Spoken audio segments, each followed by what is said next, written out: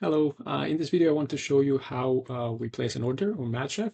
But first, let's just take a look at the ordering sheet in case you're not familiar. In the ordering sheet, you have all the items essentially that you purchase from the different distributors. And then when you see this arrow here, it means that you have linked that item to another distributor as well.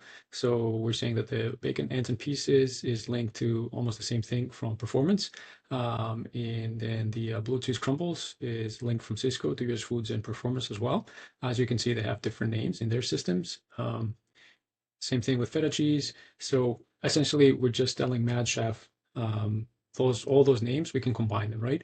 But since we treat Cisco as our anchor distributor, which means that we've been doing business with Cisco for a while before we started with MadChef. Now that we started with MadChef and we want to start comparing prices, we invited those companies, or maybe you already had a relationship with them.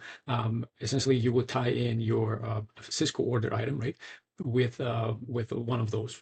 And we can keep doing that, over and over again. But I think you get it now. Essentially, this item is the same thing as this, the same thing as this. It could be different pack and size. It doesn't matter. MadChef does all the linking for you in all the unit price measurements.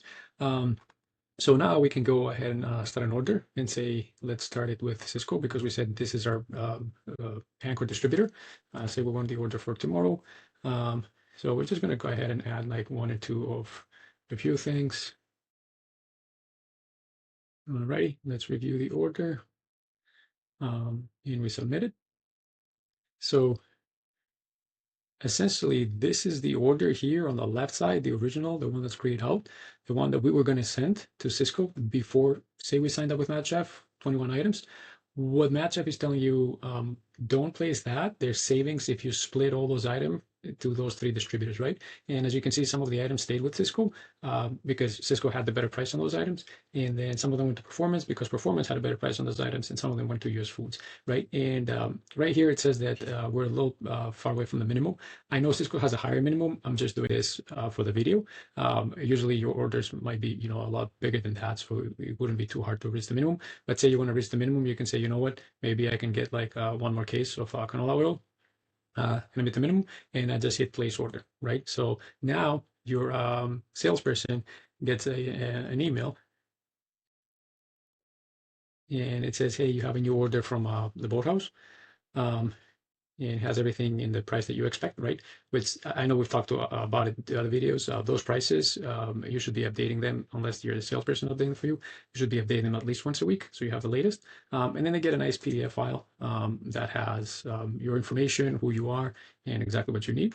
And if they do want something like that on their portal, we have a way to do that, so you don't have to manually go in and retype that. So same thing here with Performance as US Foods. It looks like US Foods is ready to go as is. But for example, in case you say, you know what, I really don't have anything else to buy from Performance, but I still want the savings. So maybe you can just, like say, take this cookie dough here and say, okay, maybe I move here. I waste a little bit of the savings, and I at least, fulfill my minimum, right? Now you're like, okay, cool, there it is. So our chefs usually just play a little bit of solitaire and figure out like who has the second or third lowest price. That way we can bid minimum, or you can just say if it's something that's shelf-stable and you can get one more case for that, by all means, go ahead and do that. So that's the process overall. You can start with your anchor distributor and one more distributor. In this example, we have essentially two more distributors under your anchor, and you can do that for, say, your produce. You can do that for your dairy, for your seafood, and as far essentially you can keep going as long as you can comfortably meet the minimum and there's no issues there. We suggest you keep doing it. This is what we're doing on our restaurant, Amelia's. We've been using it for at least 9 months right now, and we have a lot of distributors. So our suggestion is do the legwork, invite more distributors to come give you prices, because you'll be benefiting. And then your anchor distributor, I get it, they're going to be a little mad in the beginning, but then they're going to sharpen the pencil, hopefully, and then they're going to come back to you with better prices, better deals, and at the same time, those two other distributors are going to adjust. So now you would never have to negotiate, pricing or anything else, with your distributors, because essentially one of them is going to have the lowest price, right? And MadChef is going to find it and going to create a draft order for them. And I think that's where the magic and the power of MadChef is. Even in the next few weeks, even if you stop looking at your invoices and the prices, and no matter what's going on in the economy, you know that at least one of those three is going to have a lowest price. And because your other sales people are going to know that, hey, you didn't take that specific item off the menu. So if you're not buying it from me, it's basically because you're buying it from somebody else that's cheaper, right? So that only helps you.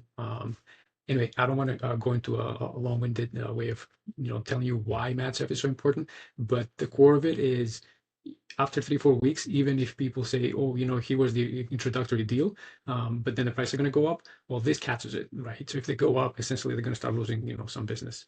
That's it, and thank you for watching.